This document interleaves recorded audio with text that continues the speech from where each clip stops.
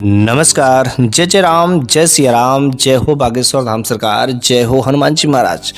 मेरे प्यारे सभी दर्शकों, आज की इस वीडियो में मैं आप लोगों को एक बोलने वाले तोते का वाकया सुनाएंगे, जिसको सुनकर के वाकई आप हैरान रह जाएंगे, दंगत में पड़ जाएंगे।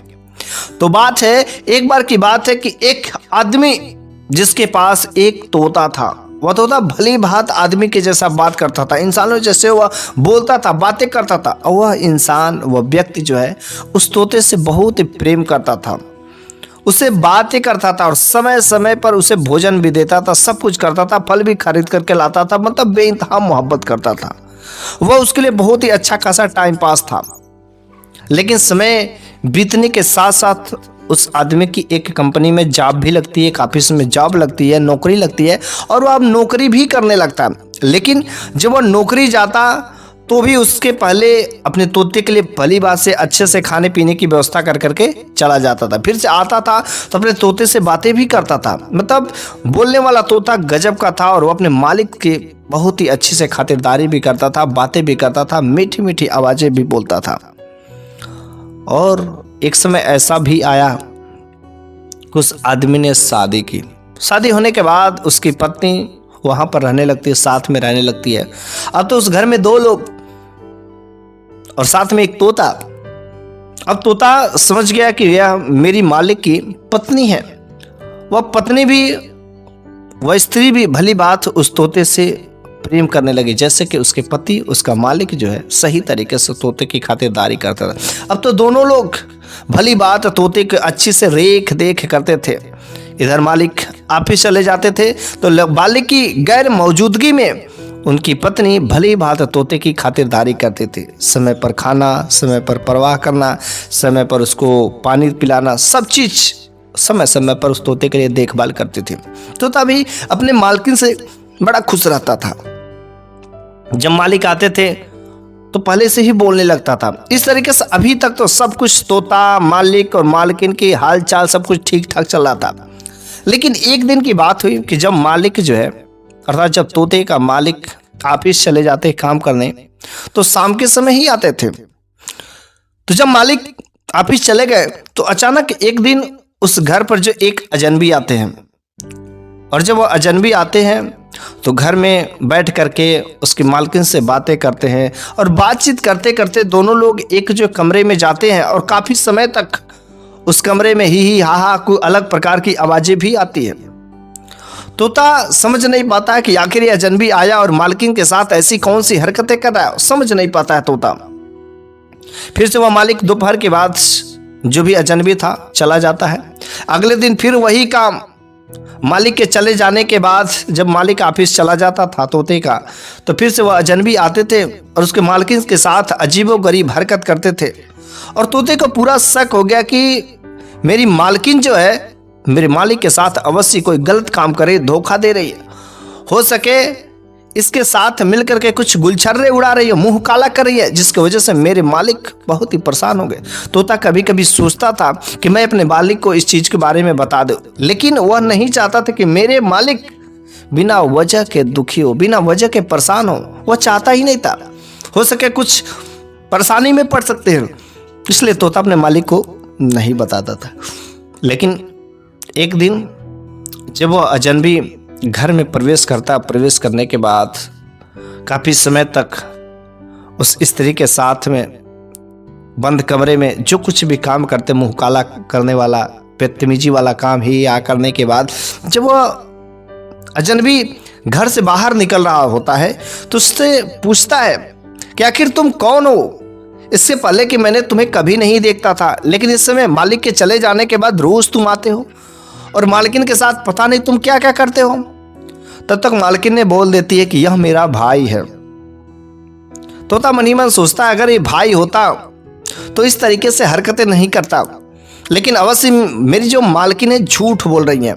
लेकिन जब से वह तोता पूछ लेता है कि आखिर कौन है, तो वह जो है अजनबी के मन में थोड़े से डर हो जाते हैं कि शायद यह तोता अपने मालिक को बता देगा, जिसकी वजह से हम लोगों की पोल खुल जाएगी।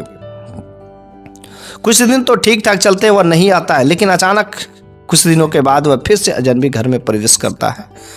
और फिर से मालकिन के साथ में वही गुलछर्रे उड़ाता है। सब कुछ देख करके तोता दरवाजे पर बोलता रहता था, लेकिन कुछ भी उन लोगों की परवाह नहीं होती थी। लेकिन जब से वह मालकिन जो है उस अजनबी के साथ में समय गुजारने लगती है, तब से वह मालकिन का ध्यान जो बिल्कुल तोते पर से हट गया रहता। अब तो वह मालकिन तोते की खातिरदारी भी नहीं करती थी। तोते की अच्छे से पानी कब देना है, खाना कब देना, कोई खातिरदारी नहीं। तोते से कभी बात भी नहीं करती थी। तोता बेचारा बिल्कुल उदास रहता था।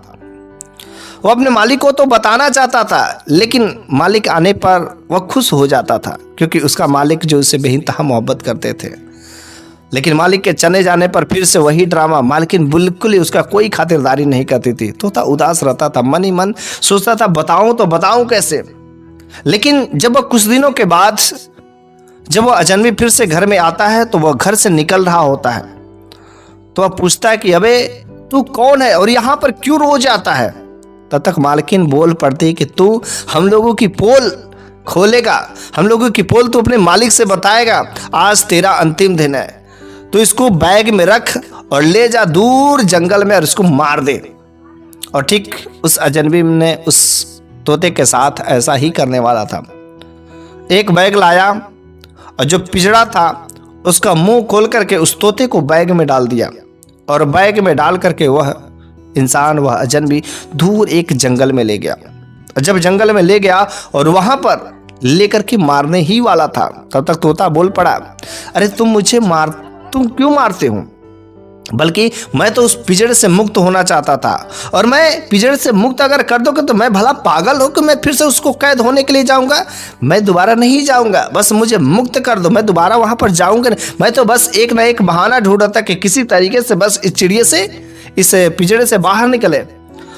इसके बातों में उस अजनबी को थोड़ी सी आवाज भारी प्रतीत हुई, कुछ सच्चाई प्रतीत हुई कि वास्तव में इस सच ही कह रहा है। और इस तरीके से वह उस तोते को वहां पर जो फ्रीडम स्वतंत्र रूप से छोड़ देता है। फिर जो है अगले दिन जो तोता वहां पर जो है उसके घर के सामने, जो मालिक का घर था, उसके घर के सामने उड़ते उड़ते आकर के एक जो पेड़ में छुप करके बैठ जाता है। और ये सारा का सारा दृश्य देख रहा था। जब मालिक ऑफिस जाता है तो उसके पीछे पीछे तोता उड़ते हुए इसलिए जाता था कि मालिक की दफ्तर कहाँ पर है, ताकि अभी तक तो हमने उसका ऑफिस, अपने मालिक का दफ्तर नहीं देखा था। इसलिए उनके दफ्तर का पता लगाने के लिए वह पीछे पीछे जाता है। और जब मालिक दफ्तर पहुंच जाते हैं तो फिर से वह तुरंत जो घर पर आकर के एक पेड़ के डाल पर छुप करके बैठ जाता है। तब तक देखता है कि वह अजनबी फिर से आता है और दोनों लोग आपस में बातें करते हैं। अरे अब तो तोता ही नहीं है, अब कोई डरने की बात नहीं है, जिससे डर था बिल्कुल ही अब खत्म हो गया, और चलो अब हम लोग खुल करके मजे करेंगे।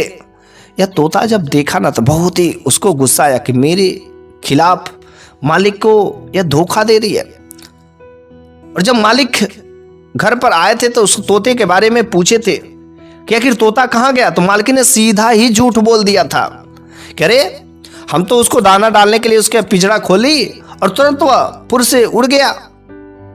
तोता के बारे में मालिक ने बहुत ही खराब बातें सोची थी। उसने सोचा परिंदा है, जानवर है, कभी भी धोखा दे सकते हैं। उसने मेरे साथ धोखा दिया, लेकिन शायद उसको नहीं पता था कि तोता ने धोखा नहीं दिया, बल्कि उसकी बीवी ही धोखा दे रही है।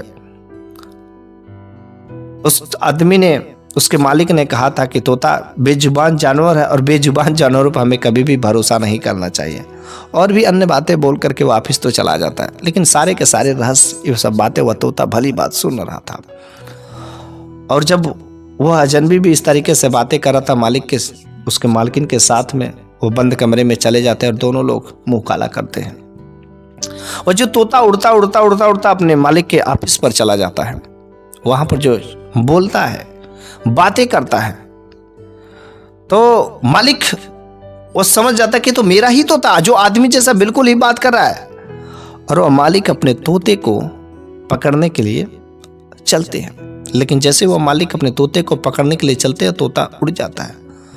अब वो मालिक उस तोते को पकड़ने के लिए उसके पीछे करते करते करते वह तोता फाइनली उसके घर तक लेकर के चला आता है। मालिक बड़े खुश होते हैं कि चलो मेरा तोता मेरे घर पर आ गया।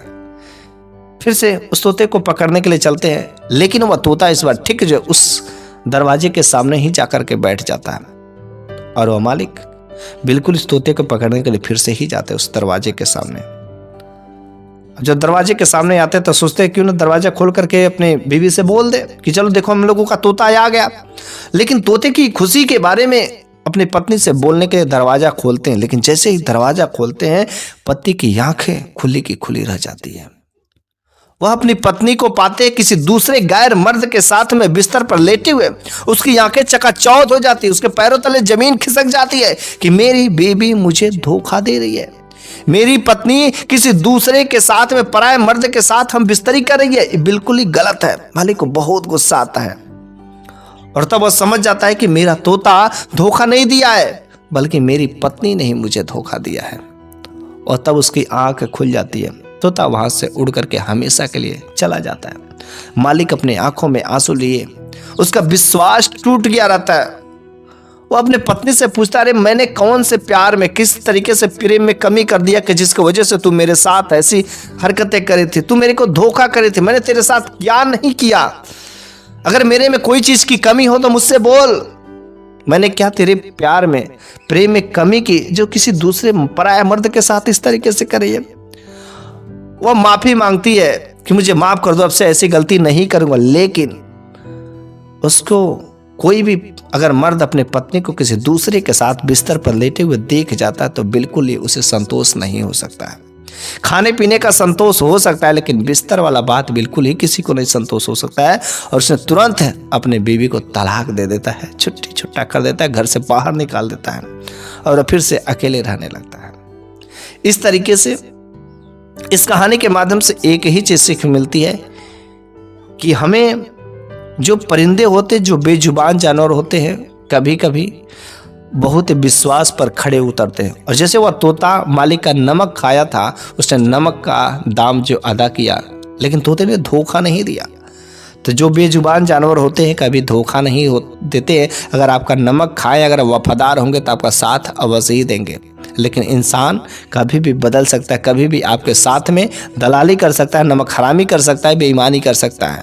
तो इंसान से बेहतर बेजुबान जानवर होते हैं। तो आज की इस वीडियो में जो कुछ भी मैंने आपको बातें बताई, अगर मेरी द्वारा कहानी जो मैंने कही है अगर अच्छी लगी हो तो कमेंट बॉक्स में आप अपनी राय दें। अगले वीडियो में फिर से एक नई कहानी के साथ में लेकर के हाजिर हूँगा। तब तक के लिए जय जय राम, जय सिया राम, जय हो बागेश्वर धाम सरकार।